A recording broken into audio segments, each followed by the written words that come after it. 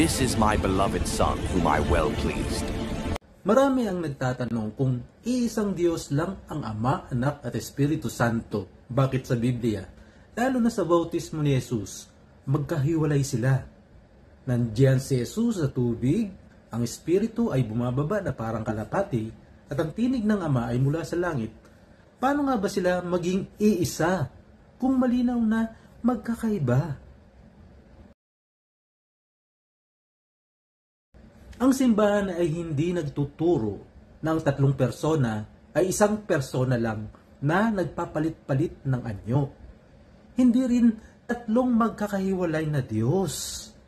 Ang turo ng Biblia, may tatlong nagpapatotoo sa langit. Ang Ama, ang Salita, at ang Espiritu Santo. At ang tatlong ito ay iisa. 1 John chapter 5 verse 7.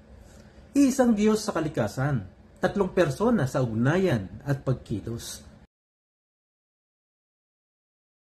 Sa bautismo ni Jesus, ang Diyos ay nagpakilala sa atin sa tatlong persona, hindi bilang tatlong Diyos, kundi bilang tatlong paraan ng kanyang banal na ugnayan.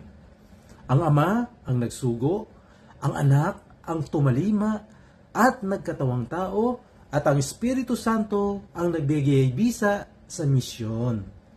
Nang siya'y mabautismuhan, bumaba ang Espiritu Santo sa kanya.